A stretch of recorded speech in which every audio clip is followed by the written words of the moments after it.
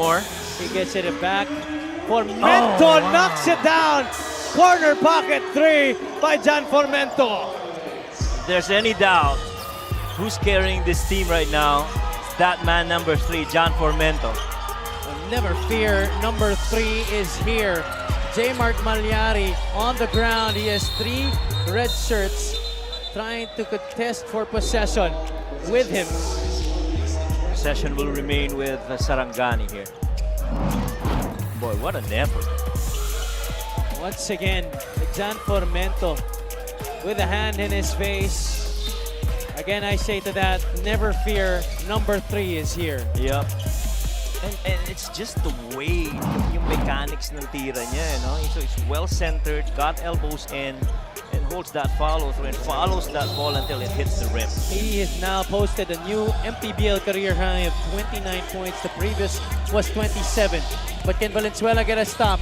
Diputado, he was spectacular in the third. That's a nice block, but Bringas is there. That's a shot clock violation against Saranggani. Valiant stand defensively for Valenzuela there. Pero yung pasensya din ni JR Alabanza, you know, he never got tempted to put that hand down. He just waited for that shot to go upstairs and until that buzzer expired. John Formento, a quick attack. Formento lost it, saves it to Monje. Alvarez. This will be big. The flyby. Alvarez for 3! Oh, wow. And that's all John Formento right there. You know, you could give that credit to Lester Alvarez, but the presence of mind, he lost that ball, went for it, gave it up. Kobe Monje out to Lester Alvarez. Good fake, and that shot looked good from the time it released his hand. Never crumbled under pressure. John Formento stayed calm and composed, saved that basketball, and Lester Alvarez, the former champion, getting it done from beyond the arc. Left them for dead already in this game. They were showing by their body language na parang nadidemoralize na talaga sila because they couldn't get anything going. Right. Just a few possessions ago, but look at the scoring this quarter, Coach, 29-15. Huge turnaround right there by Val City. 94-93 here. Both teams in the penalty. Remember, Saranggani still without a victory. That's a quick foul given up by John Formento. I'm not sure if he wanted to give up that foul. Especially because there was only 5 seconds on the shot clock. Right, and you know, both teams are already in penalty. Understand that every guy that you foul from here on in, you're going to send it to the free throw. So J. Mark Malyari will be tested at the 15-foot line. Been perfect from the line though, 4 out of 4. And Malyari this season, 73.3%. He knocks down the first. Saranggani as a team is 16 out of 23 in this game. Valenzuela is 11 out of 23. Malyari 6 for 6 from the free throw line, and he makes it 96-93. Coach Raymond Valenzuela this time calling for a ceasefire.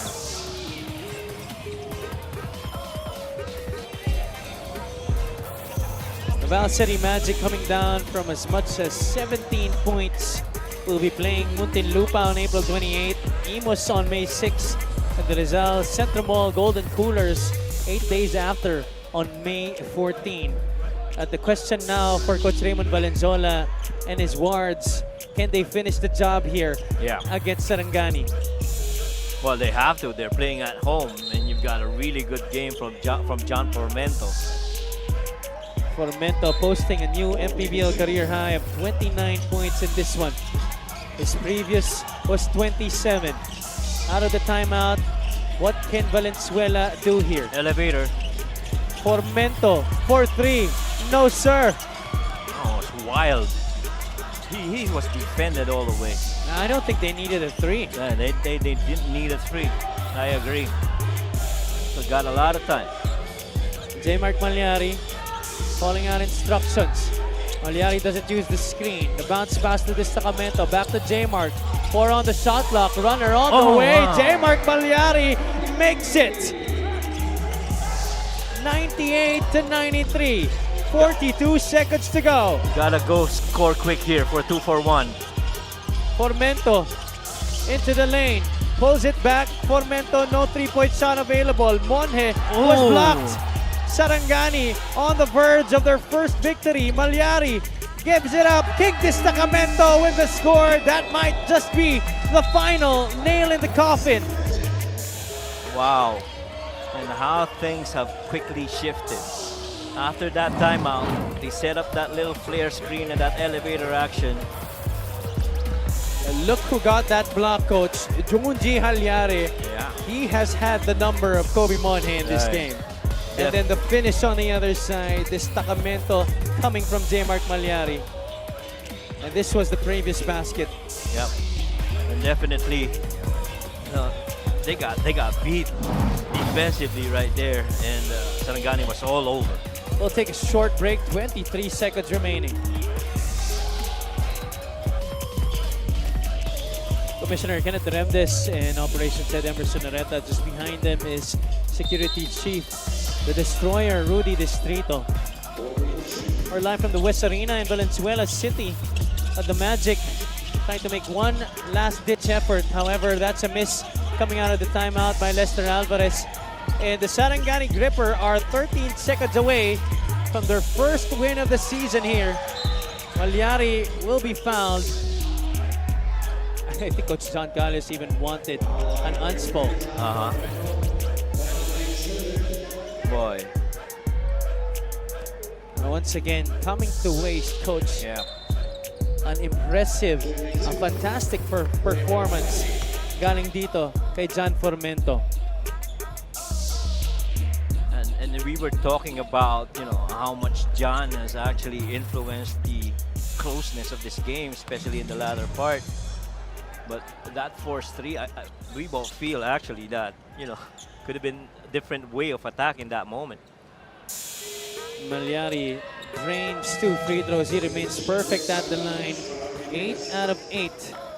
In this game, Coach, might just be reminiscent to their game against the Basilan Viva Right. Port Masters, talking about Valenzuela. I agree. And, just a stellar performance by John Formento. Couldn't come up with a win. And J. Mark Malyari also getting a new career high in this game. 23 points para sa kanya, helping the Saranggani Gripper to their first win of the season. They now climb up to 1-7. Just a huge comeback by Val City, which fell short. I felt that Charles Caliano was key in that rotation of the guards. Helped a lot. He really brought a lot of minutes of rest to J. Mark Malyari. But this guy, Rev Diputado, he was the one responsible for that turnaround in the third quarter. At siya ang nakapagpababa sa moral ng Val City. Yeah. At saka while this is really good performance of Diputado, just credit to Charles Caliano as well, allowing Rev to swing over to the wing position and be a scorer instead of the point guard. Our best player of the game brought to you by 1xBet, the title sponsor.